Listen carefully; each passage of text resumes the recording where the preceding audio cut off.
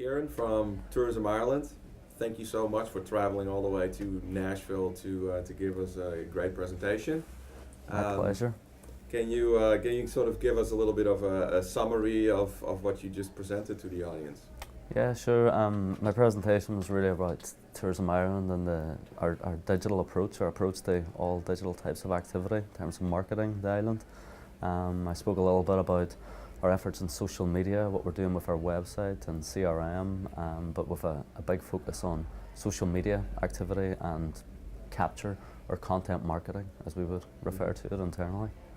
Yeah, and I was going to ask you about content marketing. Can you sort of tell us what your approach is? And the Games of Thrones example was Yeah, sure. Since last year when we relaunched Ireland.com, maybe just over a year ago now, we've had a different approach to the content that we're producing on the website and also seeding it out there across the main platforms like GDN, Facebook, Outbrain, etc. We're trying to go and make ourselves relevant and part of the conversations where Ireland as a holiday destination isn't actually front of mind. People are talking about their interests, stuff that is their real passions, about golf, about surfing, about any type of product that we've got and we can deliver really, really well on the island. So we're putting content articles together, we're seeding them out there and with a view to try to drive people into the website. So the Game of Thrones example is a very good one. There's a really engaged community out there on Game of Thrones. They're fanatical about it.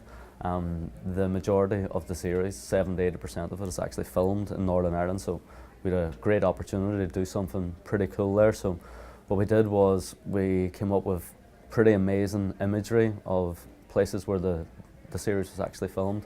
We overlaid it with pretty catchy text, invade with friends and family this summer, and winter is coming with the beautiful winter type shots from like stunning locations in Ireland.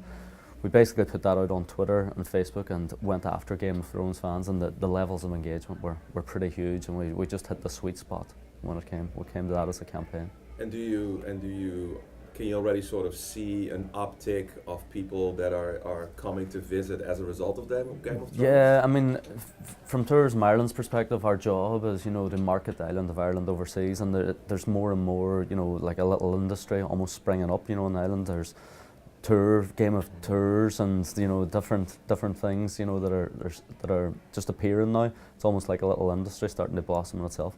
And it's an amazing thing. People think of Ireland, they don't necessarily think of Game of Thrones, but especially far-flung destinations, it's really, really given us an opportunity to talk about Northern Ireland specifically in a really positive light, when people may not have considered it as a holiday destination. So yeah, it's been a big opportunity for us, and hopefully we'll reap more in terms of visitor numbers, which have been on the up in the last couple of years anyway for us. Yeah. So the other thing you talked about was sort of the journey that you've gone through, sort of with social media being I think it was the third or fourth largest Facebook page from a DMO.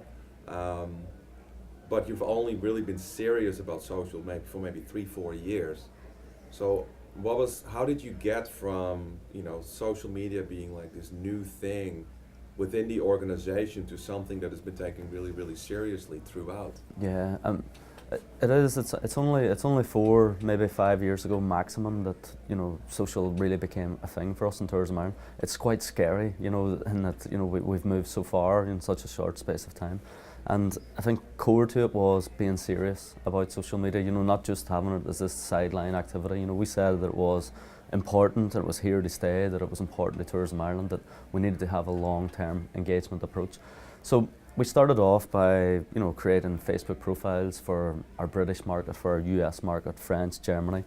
They were basically, the content was seeded by our market teams. We then learned that there was more and more people starting to ask questions. And it was really interesting at the start. Our market teams were quite precious and wanted to own those conversations, but the problem is the scale starts to go up. We get more and more people starting to like those pages, more and more questions. So what we had to do then was basically reposition our contact centre, who had previously been answering telephone calls, emails. So we basically repositioned those guys to actually do the engagements on our behalf on social media.